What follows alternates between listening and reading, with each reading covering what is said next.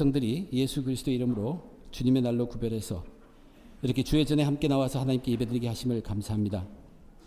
이 시간 하나님께서 주장하셔서 하나님의 말씀이 온전히 역사하도록 인도하여 주시옵소서. 부족한 자 지켜주시고 하나님의 뜻만이 온전히 전해지도록 도와주시옵소서. 하나님 앞에 겸손함으로 함께 드린 이 귀한 예배에 은혜로 충만케 해 주시옵소서. 예수님의 이름으로 기도드립니다. 아멘.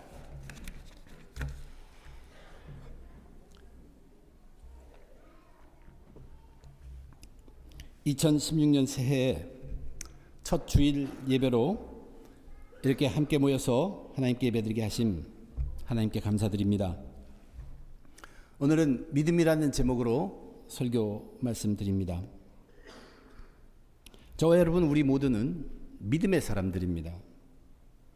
오늘 본문은 예수님께서 이 땅에서의 삶 중에서 마지막 한 주일만을 남겨놓고 예루살렘을 들어오신 그 다음 날에 성전에서 가르치실 때 일어났던 일들을 기록한 본문입니다. 본문으로서는 상당히 길지만 처음 단락은 이 사건의 발단, 그리고 나머지 두 단락은 각각 예수님이 들려주신 비유의 이야기들입니다. 이렇게 나누어 볼 때 이 복음의 말씀이 저희들에게 전해주는 그 내용은 간단하지만 우리의 믿음에 있어서는 굉장히 강력합니다. 오늘 우리에게 주어지신 이 말씀을 통해서 지금 저와 여러분 우리들이 믿음의 사람들로서 이 땅에서 무슨 믿음을 가지고 어떻게 살아야 하는가 함께 살펴보며 은혜 나누고자 합니다. 우리는 무슨 믿음으로 어떻게 살아야 하는가? 첫째는 하나님을 믿으니까 두려움 없이 사는 것입니다. 당시 예수님께서는 성전에서도 능력의 말씀을 가르쳤지만 그때 종교적으로나 정치적으로 지도자들 위치에 있는 사람들로부터 어떤 승낙을 받던가 통제 아래에서 가르치시지 않으셨습니다. 그럼에도 불구하고 예수님의 가르치심과 그 행하심은 사람들로부터 압도적으로 인정을 받을 만했습니다. 사실 그때까지도 예수님은 정식 과정을 거쳐서 된 랍비도 아니었습니다. 단지 사람들이 그의 가르침과 행적에 놀라서 예수님을 인정했던 것입니다. 그런데 사람들이 그렇게 인정하는 그 권위에 유다 지도자들이 도전을 한 것이에요. 무슨 권위, 즉 권세, authority, 무슨 권위로 이런 일을 하는지, 누가 그 권위를 너에게 주었는지 따지고 물었습니다.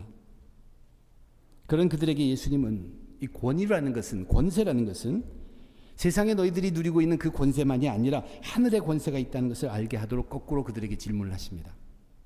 그래서 그 말을 이렇게 하셨어요. 요한의 세례가 하늘로부터냐 아니면 사람으로부터냐, 그렇게 물은 것입니다. 요한의 세례는 그 전에는 없었던 것입니다. 누구의 지시나 승낙을 받고 한 것도 아닙니다. 그럼에도 불구하고 많은 사람들이 인정하고 있었습니다. 그를 선지자로 여기고 있었다는 것입니다. 요한의 세례는 무언가 하늘의 권세가 있음을 사람들은 느끼면서 인정하고 있었다는 얘기입니다.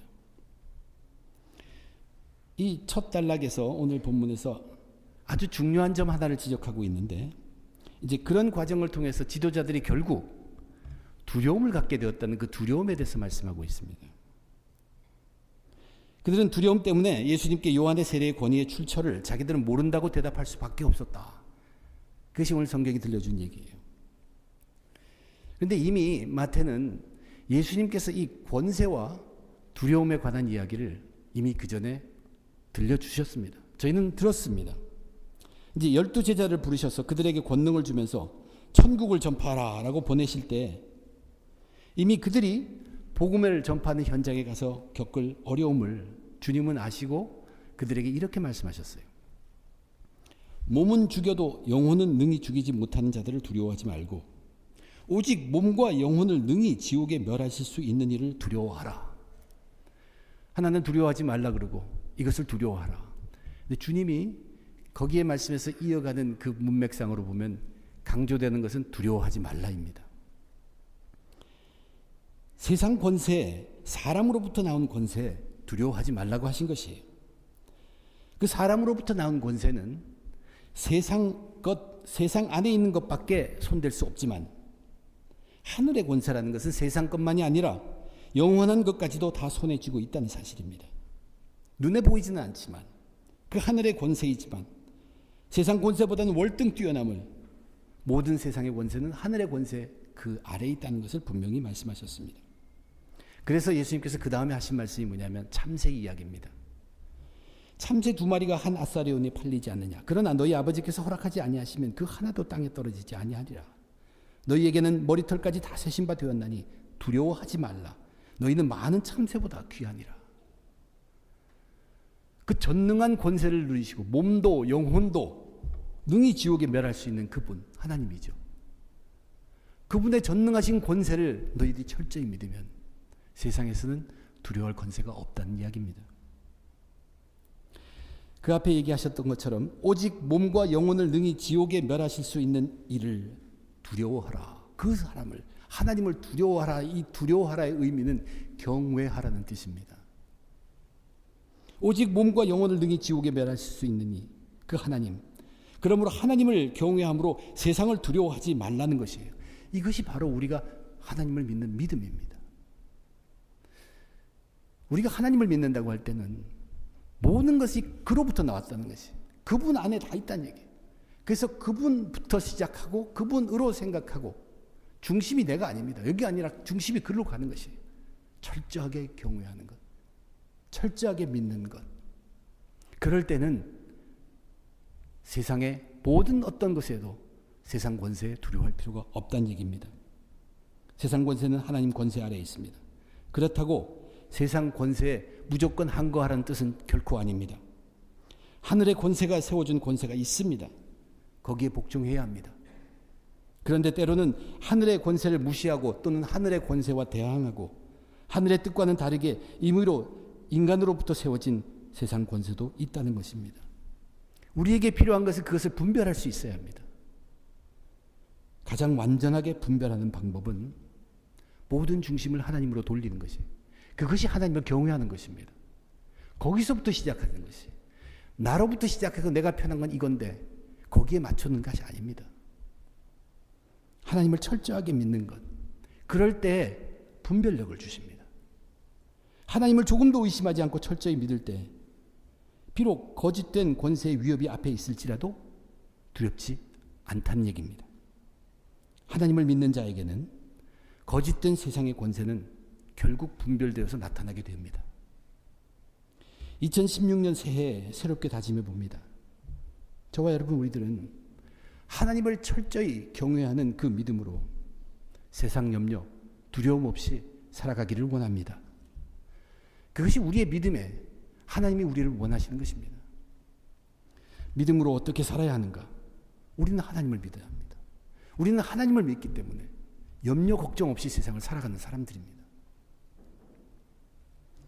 이제 좀 더 구체적으로 말씀이 진행됩니다. 무슨 믿음으로 어떻게 살아야 하는가? 하나님을 믿기 때문에 우리는 두려워할 필요가 없지만 이제 또 하나 그 다음에 오늘 본문에서 우리에게 얘기하는 것은 하나님의 말씀을 믿음으로 죄를 회개하는 것입니다. 예수님께서 자신의 권위에 대한 질문을 한 사람들에게 즉 대제사장과 장로들 나중에 보면 그의 직책이 바리새인들 결과적으로 그들이 자기들은 요한의 세례가 어디로부터 왔는지 모르겠다고 답할 때 두 아들에 관한 비유 이야기를 들려줍니다. 그러면서 너희들 한번 생각해봐. 그러면서 그 비유의 이야기를 해요. 영어 성경을 자세히 보신 분은 아마 그 첫째 아들과 둘째 아들이 우리 한국어 번역과 영어 번역이 서로 바뀐 것을 보게 될 것이에요. 고대 번역 그 카피, 사본에 그 두 가지가 다 있다고 합니다. 그래서 그 차이가 있는 것입니다. 결국 그런데 중요한 것은 두 아들인데 아버지가 포도원에 가서 일하라고 하셨을 때 아버지 앞에서는 그렇게 하겠다고 하고 하지 않은 아들이 있었고 또 다른 아들은 아버지가 포도원에 가서 일하라고 하셨을 때 아버지 앞에서는 싫다고 했어요. 근데 그 다음에 뉘우쳤습니다. 뉘우치고 나서 포도원에 들어갔다는 이야기입니다. 한 아들은 아버지 앞에서 예스 했습니다. 근데 실제로 행하지 않았고 또 한 아들은 아버지 앞에서 노 했지만 뉘우치고 아버지 뜻대로 행하였다고 비유로 이야기를 들려줬습니다. 그리고 나서 그 비유를 들려준 다음에 그것을 풀어주십니다. 세리와 창녀, 그 당시 죄인이라고 여겨졌던 그들의 얘기를 합니다. 그들보다 당시 세리와 창녀들이 당시 그 지도자들, 대제사장들, 장로들보다 먼저 하나님 나라에 들어갈 것이라고 말씀하셨어요. 그렇게 말씀하신 그 말씀의 뜻은 당시 세리와 창녀들은 하나님의 말씀이 있었습니다. 그런데도 불구하고 그것을 듣지 못했던, 그것을 몰랐던, 그것을 무시했던, 지금까지 말씀을 주신 하나님 뜻대로 살지 못했습니다.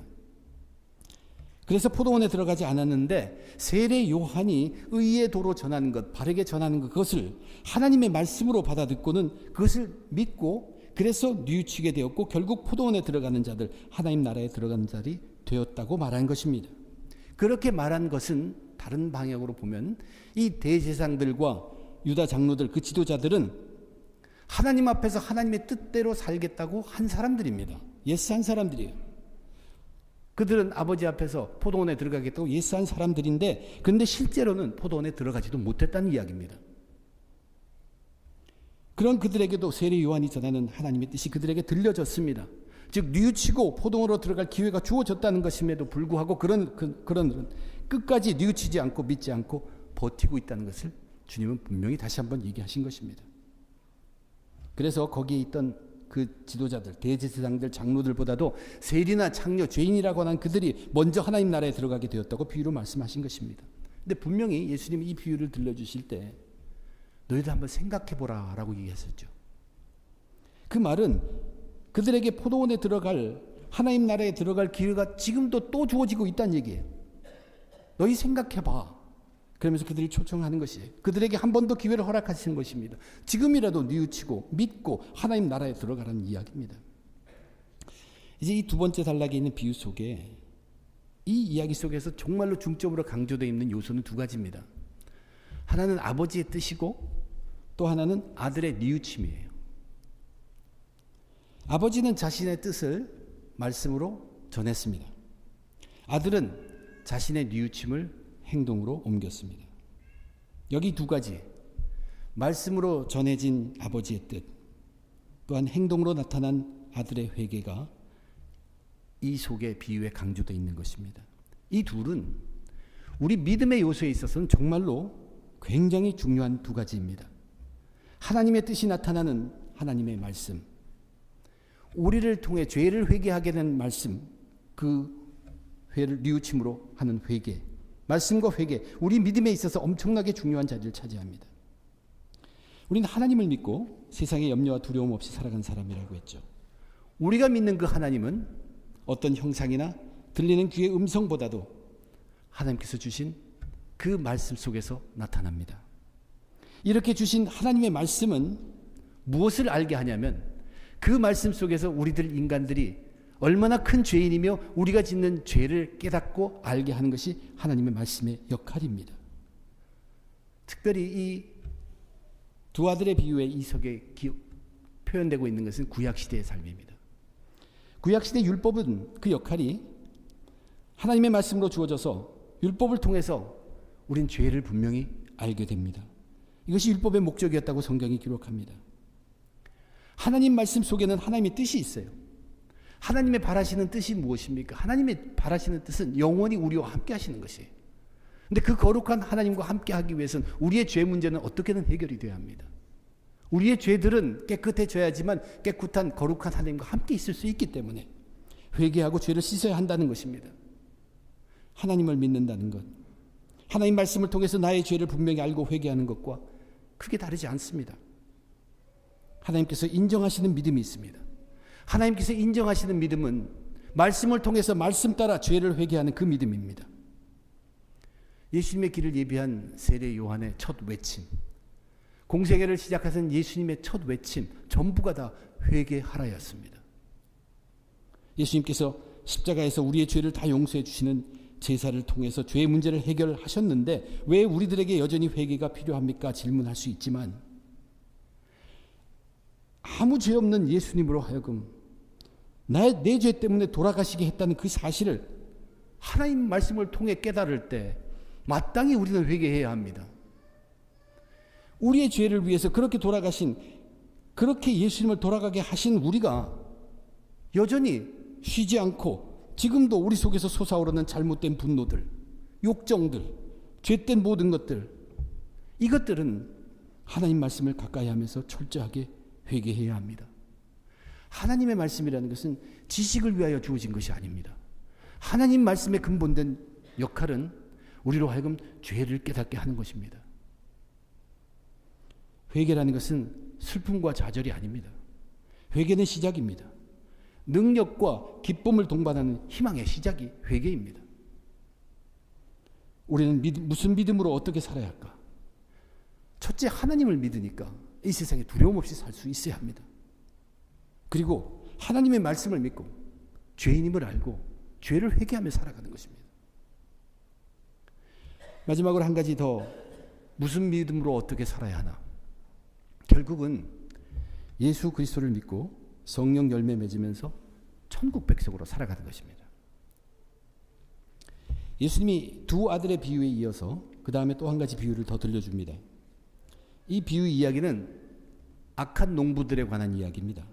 그리고 예수님 자신의 죽음을 예고하는 그러한 비유이기도 합니다. 예수님이 들려준 이야기는 이런 이야기였습니다. 한 집주인이 있습니다. 그 집주인이 포도원을 만드는데 포도원에 필요한 모든 것들은 다 갖추어 줍니다. 그리고 자기는 먼 타국, 다른 나라로 갔습니다. 이제 포도 열매 맺을 만한 때가 되었을 때 주인은 그 포도를 좀 받으려고 자기 종들을 보냈습니다. 그런데 새를 들어 거기 포도원에서 살던 농부들이 그 종들을 잡아서 때리고 죽이고 돌로 쳤습니다. 그래서 주인이 이번에는 더 많은 종들을 보냈지만, 그래서 자기의 뜻을 전했지만 여전히 마찬가지였어요. 그래서 이번에는 그 주인은 자기 아들을 보냅니다. 자기 아들은 존중해 줄 것이라는 얘기입니다. 믿고 보냈습니다. 그런데 그 농부들은 오히려 이 아들을 죽이게 되면은 자기들이 포도원의 주인이 될 수 있는 기회라고 생각하면서 포도원을 찾아온 그 아들을 포도원 밖으로 데리고 나가서 죽였다고 기록합니다. 그러면 포도원 주인이 와서 어떻게 할 것이라고 너희들은 생각하느냐? 이 질문이 예수님이 하신 비유의 마지막이었습니다. 이 질문을 듣고 거기에 있던 그들은 악한 농부들이 마땅히 겪게 될 심판을 자기들의 입으로 말을 했습니다. 이 악한 농부들은 진멸을 당할 것이고 그 포도원은 제때의 열매를 바칠 만한 다른 동무들에게 새로 주게 될 것이라고 대답했습니다. 그때 주님은 시편에 있는 성경 말씀을 인용하십니다. 건축자들은 이 돌은 아무 쓸모없어 하고 버린 그 돌이었는데 그 돌이 나중에 보니까 그 건축물에 있어서 가장 중요한 모퉁이 돌이 되어 있고, 이것은 온전히 주님으로 말미암아 된 일이며 사람의 눈에는 굉장히 기이하게 보였다 하는 그 말씀입니다. 그 말씀 마시고는 예수님은 대제사장들과 장로들, 바리새인들을 향하여 너희들이 말한 대로 너희들은 하나님 나라를 빼앗기게 될 것이고 하나님 나라의 열매를 맺는 백성들이 받게 될 것이라고 말씀하셨습니다. 이 마지막 단락에 있는 이 비유의 이야기는 오늘 그 사건의 발단 거기에서부터 전체를 종합하고 결론 짓는 정리한 그 얘기입니다. 물론 이 집주인, 포도원을 만드신 주인, 그분은 하나님입니다. 여러분도 그것은 이해할 수 있습니다. 하나님께서 집주인이자 포도원의 주인 되시고 그 포도원에 필요한 모든 것은 다 갖춰주었습니다. 만들고 창조하고 준비하시고 다 하셔서 갖추어 놓았습니다. 그러므로 그분은 포도원에 관한 한 모든 권위를 쥐신 분이에요. 모든 권세를 그분의 손에 다 쥐고 있습니다. 그 포도원 주인 되신 하나님을 철저하게 믿고 자기가 마땅히 해야 할 것을 감당했으면 그들은 그 포도원 안에서 거하는데 조금도 염려할 것이 없습니다. 여기 세를 바친다는 것은 하나님께서 때가 되었을 때 사람들로부터 영광을 받으십니다. 자기의 영광을 받으십니다. 포도원 주인 되시는 하나님은 이제 종들을 보내서 자기의 뜻을 전했습니다. 종들은 포도원 주인 되시는 하나님의 말씀을 농부들에게 전했습니다. 그러나 그들은 하나님의 말씀을 듣지 않았습니다. 하나님은 또 다른 종들을 보내었고 그들로 하여금 말씀을 듣고 뉘우치고 돌아올 수 있는 기회를 주신 것입니다. 하나님의 말씀을 듣고 회개하기를 바랬습니다. 그럼에도 불구하고 그들은 그 기회마저 던져버리고 회개하지 않았습니다. 급기야 하나님께서 자기 아들을 예수 그리스도를 보내셨습니다. 그런데 그들은 자기 주인의 아들을 존대하기는커녕 오히려 잡아 죽였습니다. 그렇지만 하나님은 그렇게 사람들이 실어서 버린 돌을 가장 귀한 반석으로 쓰셨다는 것이에요. 그 반석은 바로 우리가 세우는 믿음의 반석입니다. 이것은 온전히 하나님으로 말미암아 된 것이요, 사람들 눈에는 너무나 기이한 것이다.